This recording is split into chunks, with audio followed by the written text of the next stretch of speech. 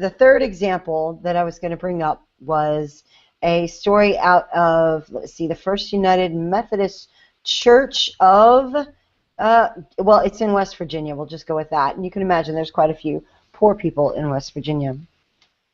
So I was reading the news the other day. Did you hear there was this church in West Virginia that had this great idea to feed people who probably didn't have enough, that were struggling to make ends meet? And so what they did is right outside their church, they put a refrigerator on a porch, on a back patio area, and they would stock it with perishable foods, but things that would last for a few days. They had water, and they had different types of groceries that people could go. And if people didn't feel comfortable going in to ask for help from the church, they could just open up the fridge and take a few things that they needed. And as they were launching this thing, the government shut them down. They told them they couldn't have the refrigerator unless they had it only unlocked during the hours that the church was open, and they had to make sure, oh gosh, one of the other one is, well, they said it couldn't be outside. So there was no opportunity for people to go privately and, without having to cause a stir and take what they needed. They had to do it publicly. I can't believe, does that sound unreasonable to just want to put a fridge outside and be able to let people come and go as they please? Yeah, why would they stop something like that? Why can't they just leave the food there for people to get when it's convenient for them? If you need things that much, if you're destitute, it would be hard to get, wouldn't it be really difficult? Like, if I don't have a job or a car, I can't make it there during certain hours. Like, whenever I can get there, I get there. Well, the way that they were talking about it, the government was saying that it was a health issue, a health problem, that refrigerators aren't meant to be outside. Well, I know that they have outdoor models of refrigerators, and you could make a shelter that would be reasonably good at keeping elements off, but they say they're wanting to make sure the food is safe. So it sounds to me like they want to put restaurant-level regulations on a church's giving and charitable refrigerator. Does that make any sense? It sounds to me like they're trying to do a good thing by making sure the food doesn't go bad and people don't get bad food and get sick or die from Ebola or something like that. Right. At the I don't know.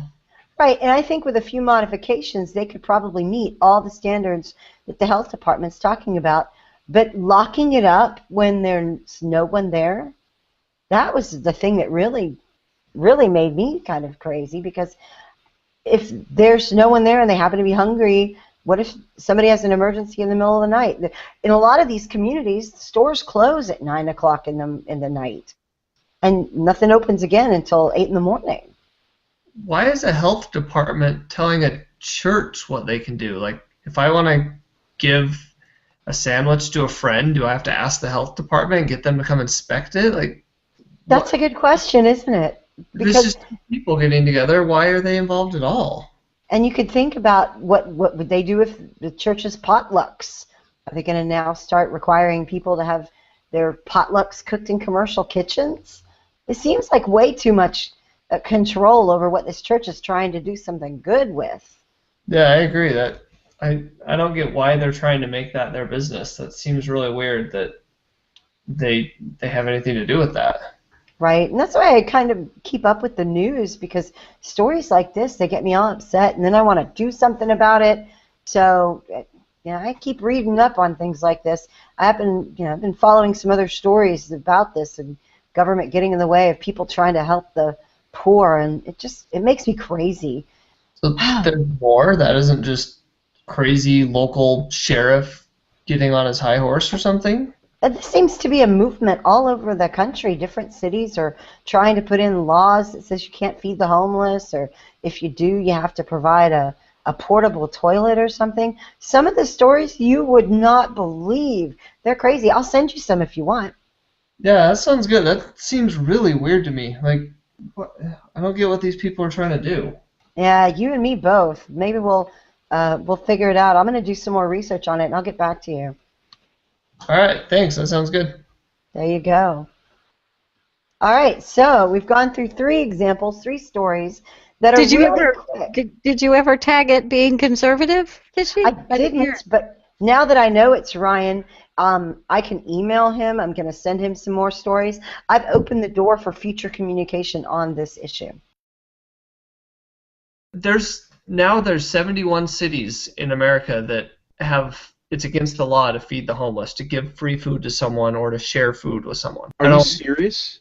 Yeah, it doesn't make sense to me why the government would have to get involved in that. Like, why do we need to tell people who they can feed or not?